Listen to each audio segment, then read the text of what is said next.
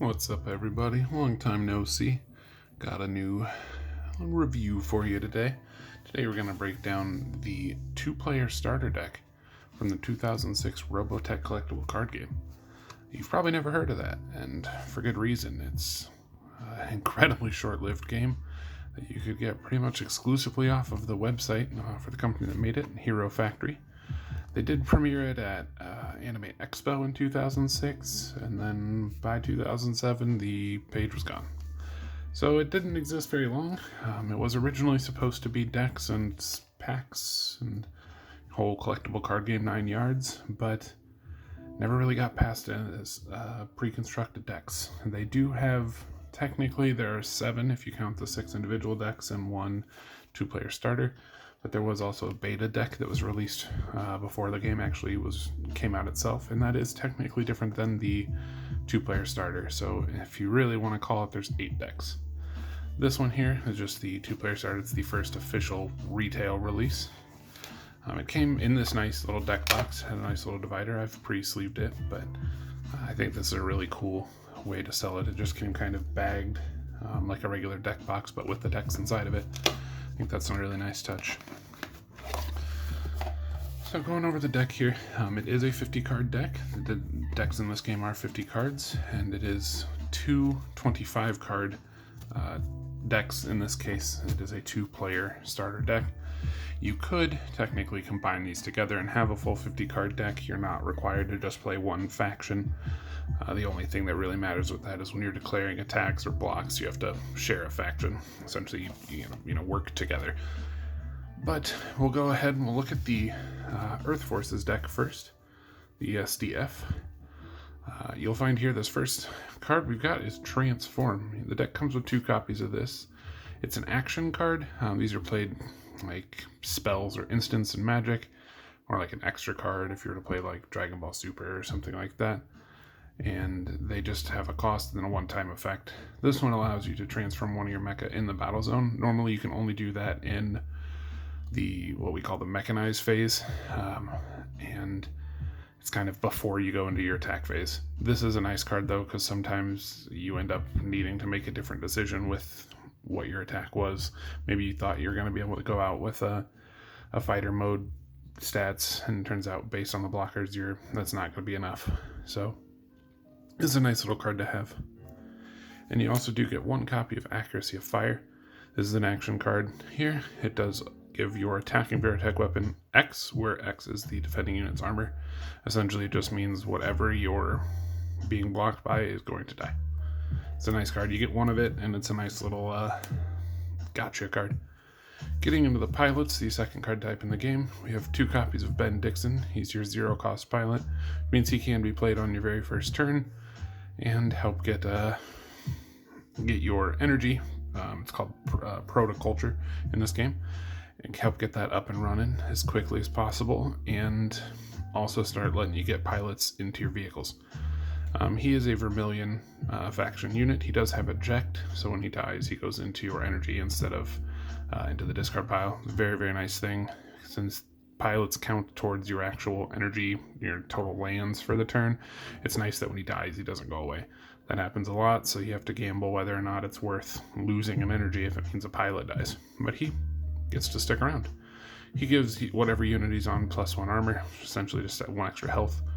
And he has an action where you could discard him to destroy a 1-cost card. Nice little removal card there, if you needed it to be. Otherwise, it's just a cheap pilot.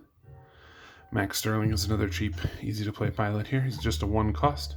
He does give your unit burst, which is a lot like trample in Magic. If you do more damage than your opponent's unit, the rest of it goes to your opponent's actual, the points that you score to win the game. If you control another Vermilion pilot, he gets +1 armor as well. So he's just +1 weapon normally, could give it +1 armor as well. And you can use him as an action to tell a unit it can't defend or intercept this turn, which is nice. You essentially can just say, this card, one of your opponent's cards can't block this turn. Rick Hunter, the Lieutenant, kind of title card in this deck. Really one of the better combo pieces of this deck. He does give you +1/+1 already, which is great. He is a turn 2 card. eject, he goes back to your base zone. So instead of going into your energy, he actually goes back to your base to be able to be used as another pilot again. So just an incredible effect. And then as an action, he could give all of your mecha +1 weapon. He's nice. You do get 2 copies of him. It's nice if you're going for game and really beef up all your guys. Getting into the units, we do have 1 copy of Cat's Eye Recon. This does have an advanced ability, which essentially just means instead of attacking, you can make it do its effect to give one of your units +1. It's a 0/2/2, 1 cost. Typically, this is, if you do get it, it's like a turn 1 blocker if you need it to be. It doesn't have any attack, just has decent defense. Otherwise, though, you can look at the top 3 cards of either player's deck, help you decide, what's coming up in the next turn. In this game, you draw 3 cards per turn, so it essentially lets you know everything your opponent's going to have during their next turn, or you, if you need to plan ahead yourself. 1 copy of Armored Battleoid. He is solo, so he's our first unit that you can only have 1 copy of him on the board. His requirement is you have to discard a VF1J from your hand or in play. He can't be destroyed while attacking, so he's just a great beef attacker. 5 attack, 4 defense, 1 speed. Slow unit, but just punches like the Dickens. And awesome card. It's nice when you do have a VF1J in hand that you can discard to be able to play him without losing a card on the board. We got 1 copy of Ben Dixon's unit itself. This is another solo unit where you can only have 1 copy of this on the board. It does have Transform, which is our first transformable unit. You can see its Fighter mode stats, Guardian mode stats here, and its Battleoid mode stats there. It can only be piloted by Ben Dixon. While it's in the battle zone, other Vermilion mecha get +1 armor. So essentially, anytime he goes out to battle, whether it's on attack or defense, all of your guys have +1 defense. So he's a nice little defensive buff there. Now, 2 copies of VF1A Intercept. These sort of titles here are mostly just identifiers to help you remember exactly which version of the card it is. There are a lot of versions of VF1A you'll find, but this is the one that is focused on the intercept ability. He gets +1 speed when intercepting, so it becomes a 3 speed. Pretty much means it can get in the way of any attack. 3 speed is really fast. Again, he's got 2/2/2, 3/1/2, 1/3/1, pretty middle-of-the-road stats. It's a good little unit, though, the fact that it's a great defender. Max Sterling, this is your first sort of big boy unit that you get in this deck. We'll get into a couple more later down the way, but this one here, it can only be piloted by Max Sterling, but when it's piloted, it gets +3 speed, so it becomes a 5. Now, if you remember, Max Sterling gives it a +1 weapon by default, so it becomes a 3/2/5. And if there's another Vermilion card in play, he becomes a 3/3/5, which is just fantastic stats. Or he can become a 4/2/6, just an incredibly fast unit. Can get in the way of anything, is very hard to block. Just a great attacking unit. It does have an effect, though. You can choose one of your units and it can't be destroyed while attacking. He's nice. You only get 1 copy of him, so it's not very often you'll want to burn that as an actual action. But if you needed to, you can protect one of your cards from dying once. And speaking of that, we got VF1A Return. This card's effect is it just can't be destroyed while attacking. It's just a 2/2/2/2, just flat straight down the board, but can't die. This is easily one of the best attacker units in the deck. You just send it up to attack. It's 2/2/2, which means it's got a decent speed, it's got a decent health, and it's a tough one to pop off the board. Your opponent, especially if you're playing against Zentradi, your opponent typically has to attack this with like a couple of guys to be able to beat it. We got 3 copies of the VF1D Trainer. This can be piloted by non-pilots. This deck doesn't include any of those, but there are some of them later. And it makes sense. This is the literal trainer unit. This is the unit you get in when you learn to fly. So it makes sense that you can play a non-pilot on it. It's cheap stats, 1/1/2, 2/0/2, 1/2/0. Just a 1 cost. This is definitely your turn 1 card.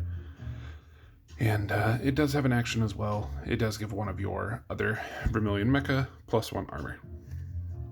So it's a nice little action to beef up a guy if you needed to, but really he's just your spammy defender unit. Nothing special to really write home with there. VF1J Attack. Now this is getting into our bigger units for the game. We've got a 3 cost guy here, 3/3/2. You can advance him instead of attacking, give one of your units +1 weapon. Not an incredible effect, but he does have 422 and 241 as his other stats. As an action, you can give a unit +2, so that's pretty strong. The VF1J Intercept. All of these VF1J cards are pretty decent, until especially when we get into Rick Hunter here, he's incredible. But the VF1J Intercept, this one, if this mecha is not defending, it may intercept or defend another attack while in the battle zone. So this is amazing. Normally your units have to be they have to be in what's called the base zone. It's like the central area of your board to be able to defend. Consider it being like untapped. He can essentially block even if he's tapped. You don't physically tap the cards, they're just in a different row, but he can block even if he's not in the row you could normally block with. He does have a speed of 2, so he can get in the way of quite a bit of things. And as an additional cost, you can pay 2 battle points. You win the game by scoring 25, so you can set yourself back 2 points, but choose a non-defending Earth unit. And what does that say? Non-defending Earth unit may defend or intercept while in the base zone. So you can essentially give his effect to any other card by spending 2 of your victory points. VF1J Recover. This card's amazing. 3/3/3/2. When it's destroyed in battle, put it into your hand instead of the discard pile. You get 1 copy of this. In a constructed deck, I would definitely run more. But you just got to keep buying this guy back every single turn. Even you lose him, you know that you've got another one coming up the following turn. Just a great unit. 422, 241, 3/3/2, and it has an action as an additional cost. You can discard a card if target mecha were to be destroyed at the end of the turn. Return it to its owner's hand instead. So you can use this. You can essentially, just like the last guy, give his effect to any other card by discarding a card. Very, very, very good card. And just a common too. Crazy to think about. It's tough that there's not really, there are rarities on these cards, but they're not really relevant since the game never came out in anything but starter decks, but this is a really good common. And then Rick Hunter, the sort of reason why you would want to build around this deck. If you were to buy multiple copies, this would be a thing you would definitely want to be focused on. 3/3/2, 2/4/1, 4/2/3, sort of your standard 3 cost unit slot stats. Action, discard up to 3 cards for each card discarded. Destroy target non-battle unit with 1 cost or less. That's not a great action, although if you needed to clear the board, you could. But his important thing, solo, transform, restriction, can only be piloted by Rick Hunter. If you've got a Rick Hunter on him, you can advance him, so instead of attacking, you can just choose 3 of your opponent's 1 cost or less units and destroy them. That is phenomenal, because units refer to any of the cards your opponents have in play. So a pilot is a unit, mecha is a unit, etc. And to be able to remove your opponent's essentially lands is brutal, and it's a huge setback. This is a card that in the games that we've played so far, if we were to ever make adapted rules for this, I think that he would need to be errated. This card is ridiculous. But you could attack with him for 3, or you could just send him up to automatically kill 3 guys, maybe 2 or 3 of your opponent's pilots. Just a disgusting card. Lastly, we got 2 more cards here. VF1J Speed gets +1 speed when defending, what becomes it advances and gives a unit +1 speed. So it's a 3/3/2, 4/2/2, 2/4/1, just like the other sort of VF1Js have been. But you can, instead of attacking with it, you can give a unit +1 speed when it defends. Decent little unit. Your target Vermilion Mecha gets +1 speed when defending. Same action effect. I feel like this one is definitely more deserving of a common slot. And lastly, we got 1 copy of a VF1S in this deck. Robotech Fighter for Senior Commanders. It's a 4/4/2, 3/5/1, 5/3/3. This is your only 4 cost unit in the deck. And it is, if it's not defending, it can intercept or defend another attack while in the battle zone, just like the other earlier guys that had that ability. Its action, though, is an additional cost, pay 2 battle points, and target non-defending Earth unit may defend while it's in the battle zone. So it just gives that attack to, just like the other intercept unit did before. This one does the same thing, but it's just a little bit beefier unit. Again, just a common card. I think this is actually a pretty good card. It's not necessarily what I really want to be doing with my 4 energy turn, but if he's your only unit in your hand, he's not a bad choice. And some of the later decks, there's definitely some better VF1Ss. That is the end of the Earth Forces deck. I'm going to go ahead and get into the Zentradi deck here. We're at about 15 minutes. Let's see if we can knock this out in sub half hour. 2 copies of Massive Barrage. This is a 5-cost action card and is the only action that comes in the deck. But it gives 3 of your attacking Chiron's Forces Battleoids +1 weapon. So you essentially pay 5, pick 3 of your units, and they all get +1, essentially +1 attack. But for 3 guys, it can be pretty big. Now, getting into the pilots in this deck, one thing that's kind of special with the Zentradi, thematically, the Zentradi are massive giantoids, and they have their own unit stats as well as pilot buffs. So this guy is a 1-cost pilot character. He is a Chiron's Forces unit. If this unit attacks while not piloting a mecha and is not defended, he gets +2 weapon. So he essentially is just a 3/0/0. Not a great attacker, but if he's your only guy on the board, he can be pretty good. He does give +1 weapon to a unit that he is piloting. So he gets played as a puppet character for the turn. You can play 1 character a turn. And this is just another thing like I was talking about with Rick Hunter, where you can burn these units. Like, you could just kill these 2 guys, set your opponent back by 2 energy for the turn. It's just a massive swing. But he's actually a decent little unit. Does give one of your guys +1 weapon if you need him to. We've got Grell, 1/1/0. Now, if you control Chiron, the character itself, right here, this unit gets +1 weapon and +1 armor, so he becomes a 2/2. And then he gives a target Chiron unit or a unit piloted by Chiron +2 weapon if you use him as an action. Chiron himself, this deck is sort of called Chiron's Forces. That's the name of this half of the starter deck, and this is your titular character here. It is a 2/2/0, 3-cost. Destroy your X mechas. This unit gets +X attack. Sorry, +X armor, and then you can. I thought it said loose, but you can use this ability once per turn. If it's piloting, it gives +1/+1. So essentially, you can kill any number of your guys to give this guy that much health. That sounds like a big cost, but it's kind of nice because there are a lot of swarmy little weenie units in this deck. As an additional cost, you can destroy one of your mecha to give a unit +2 armor.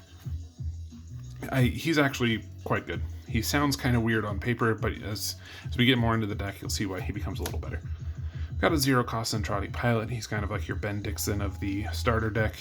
He's basic. Basic means you can have any number of these units in the deck, so you could have 85 copies of Zentradi pilot. Well, not really, you could have 50, but you wouldn't want to do that. He's just a 1/0/1. As if he's piloting something, he gives him +1 weapon, and target attacking unit gets +1 weapon. He's a nice little, just literally free card. Great turn 1 play, turn 0 play even, but he is, you get 1 copy of him. 1 copy of Zentradi Warrior as well, another 0-cost unit who's 0s down the board. Does give +1 if he's piloting. While he is not piloting a mecha and is not defended, he gets +2. So if your opponent can't block him, he's got 2 attack. He is not phenomenal, but he is a nice little, if you're trying to just kind of push for game once your opponent's out of defenders or something, he's a nice little unit to use. Powered Armor Male. Chiron's Forces, destroy one of your mecha. This unit gets +2 weapon and -2 armor. Who does that say? Or +2 armor? No, just -2. So he becomes a 6/2/1. That becomes a decision whether or not you decide it's worth sacrificing one of your guys to just make this thing real beefy. Here we start to get into more of what this deck is actually about. Cannon Fodder, as they are literally called. If this card is destroyed in battle, your opponent doesn't score proto cost from its battle points, or it doesn't score battle points from its proto cost, which is how you win. When your opponent destroys one of your units, they gain points equal to the cost. Once they get 25, they win. This guy's literal job is to block with him. If he dies, your opponent doesn't score points. Great unit. That sounded sarcastic, but no, he's actually really, really good. I would definitely run more of him in a constructed deck. Expendable Battle Pod. This you can destroy this to give one of your units +1. It's just a 1 cost, 1's down the board. Decent little unit. This is kind of literally just like your bread and butter vanilla Battle Pod. Battle Pod group 1/1/1/1. When it's attacking, it gets +1 for each other Battle Pod in this group. You can do in this game what's called group attacks, where you just choose any number of units and attack them all together. Not quite like banding would work in Magic. You essentially just, instead, you just combine all of the total numbers, compare them to your opponent's total numbers, and then kind of wipe from there. This guy gets +1 attack for everything the group attacks with him, though. Battle Pod Heavy Artillery, 2 cost, 3 power, 1/1. He gets +1 speed when attacking, so it becomes a 3/1/2, and he gives a Zentradi unit +1 weapon. This is actually a pretty solid card. 2 cost for 3 power is a good trade-off. He is pretty weak and fairly slow, but again, that's kind of the thing about this deck, is it's filled with slow little guys, and you just sort of overwhelm your opponent. Well, where the blue deck plays 3 cost, 2 cost guys all game long, a couple a turn. This deck plays a couple zeros, some 4 1 drops, 2 drops, stuff like that. And it just tries to get to a point where it overwhelms your opponent. Battle Pod Light Artillery, 2 cost, 1/2/2, gets +1 weapon for attack, and when it's destroyed, you draw a card. Hand advantage is always good, and this card, I really, really like this card. It's a great defender, little low cost, +1 weapon if it attacks, it becomes a 2/2/2, and then target attacking Battle Pod gets +1/+1. Pretty good action effect as well. You get 4 copies of Battle Pod Swarm. This is a 1 cost 0/1/2, gets +1 when attacking, and it gives one of your attacking Battle Pod Swarms +1 weapon. So you get 4 of these in the deck. I think there's actually probably something to be said of building a deck with like 12 of this. I think you could probably get away with a really unique kind of setup with that if you really wanted to use the actions and just beef these guys up. But for now, he's just a 1 cost 0/1/2, becomes a 1/1/2 if it attacks. Just decent little unit. You can have a bunch of them. Fighter Pod gets +1 speed when intercepting, 1/1/3 if it's intercepting. This is essentially your go-to get in the way of blocking something you don't want to die unit. You kind of just leave it in your base, and when the time comes where your opponent is trying to kill one of your units with a direct attack, then you send this guy out to get in the way. Going to our 4 cost guy here, Officer's Battle Pod. 4/4/3, can only be piloted by an officer. You can advance it to choose 3 of your Chiron's Forces Battle Pods to give them +1 attack. And as an action, up to 3 of your target attacking Chiron's Battle Pods get +1 weapon when they attack. So if you were to combo this with Massive Attack from the very beginning Massive Barrage, you could easily be giving, 3, 4, 5, 6 guys +2s and really beefing up the stats on an Alpha Strike swing. Lastly, you get 1 copy of Recon Battle Pod. 3 cost, 0/1/3. Advance, target opponent reveals their hand and has to discard a card of their choice. This guy costs a lot for a low stat line, but with a 3 speed, he's a great intercept unit as well. Target opponent shows their hand and must discard 1 card of their choice. It's a great action for the same purpose. This card actually would more often than not be played as that action as opposed to an actual unit, but it does have a good speed, so when you send it up to advance, 3 speed makes it pretty hard to be targeted as a direct attack. You'd have to be pretty quick to catch up to this thing. Either way, though, he's a nice little unit. I would actually like to have more of him in a constructed deck. He's proved to be quite good in the 2-player starter deck games. Well, we got through that deck a little bit faster. It does have less... I would say that deck is less interesting than the blue deck, but only in the fact that it's mostly just flood weenies onto the board. There's definitely a merit to that playstyle. It's just naturally a little less interesting. I think these actually are balanced really, really well to be played against each other, and it feels very thematic to be building up the Earth Defense Forces against like this onslaught of battle pods. It just feels like the show and captures all of the fun, important parts of it. Getting into some of the later decks, there's like an SDF-1 deck and stuff like that focus more on the actual SDF-1 and Alaska base and things like that are way more on theme to the show. But this is a great way to just sit down, play 2 decks, and really capture the Robotech feel without having to get too invested. Well, come back next time. We'll go ahead and take a look at a couple more decks here. I have all of them except the last one, so there'll be a review for each one of these. And until next time, stay tuned. Thanks for hanging out.